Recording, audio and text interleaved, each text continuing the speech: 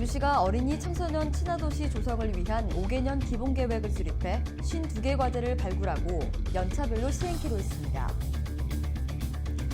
최근 논란이 많았던 북구 삼각동 고압 송전선로 문제에 대해 광주시와 관련 단체들이 사업비 분담에 대한 최종 협약서에 서명했습니다. 여름철 냉방기 사용이 급증함에 따라 수도꼭지 등에 오염된 물에 존재하는 레지오넬라균에 대한 주의가 당부됩니다. 여러분 안녕하십니까? GTN 뉴스입니다. 광주시가 어린이와 청소년이 권리를 충분히 누리면서 살아가는 어린이 청소년 친화도시 조성에 박차를 가하고 있습니다. 광주시는 지난 5월 어린이 청소년 친화도시 조성을 위한 5개년 기본계획을 수립해 기본 방향을 마련하고 52개 추진과제를 발굴, 올해부터 연차별로 시행하고 있습니다. 특히 올해 핵심 과제로는 어린이 청소년 의회 구성 운영, 시립청소년 직업체험센터 조성, 학교 밖 청소년 작업장 개설 지원 등으로 관련 기관단체와 협업해 추진할 계획이며 청소년들이 다양한 직업체험을 통해 자신의 진로를 모색하고 삶의 역량을 키울 수 있는 진로체험 공간 청소년 삶 디자인센터가 오는 10월 말 개관할 예정입니다. 지난 1년 5개월 동안 갈등을 빚어왔던 북구 삼각동 국제구 인근 고압 송전선로를 광주시가 2단계에 걸쳐 지중화하기로 했습니다.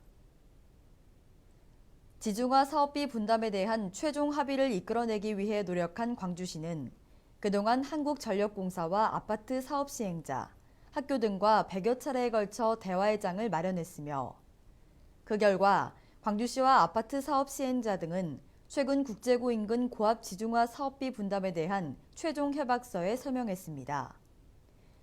협약에 따라 1단계로 국제구 정문에서 삼각초 입구까지 이어지는 구간의 고압 송전선로 지중화 소요 사업비 40억 원은 한국전력공사와 광주시, 아파트 사업 시행자가 분담하고 삼각초교 이후의 지중화 사업은 광주시가 중장기 계획에 마련해 2단계로 추진키로 했습니다. 무더위에 냉방기 사용이 급증함에 따라 다중이용시설의 냉각 탑수 등 레지오넬라증 감염 의심시설에 대한 철저한 예방관리가 당부됩니다. 광주시가 6월부터 현재까지 대형 건물의 냉각 탑수를 비롯한 시민 다중이용시설에 대해 161건의 레지오넬라균 오염도 검사를 실시한 결과 5건에서 균이 검출돼 청소와 소독을 철저히 하도록 해당 건물 관리자에게 통보했습니다. 여름철 레지오넬라균 예방을 위해 다중이용시설은 냉각탑을 소독하고 가정에서는 에어컨 필터 청소 등 환경을 청결하게 유지해야 합니다.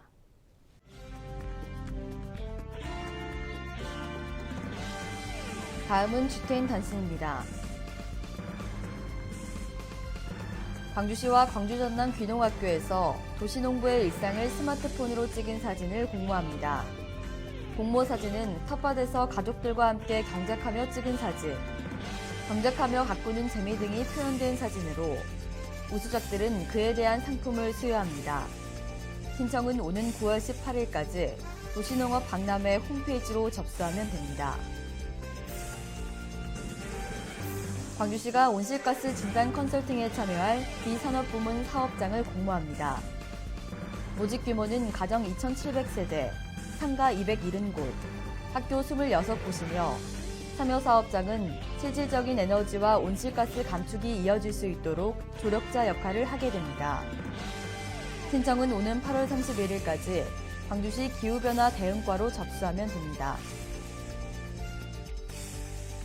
광주시가 시민체험 활동으로 자연에 대한 관심과 양봉산업 이해 도모를 위해 2016년 시민체험 양봉장 신청자를 모집합니다.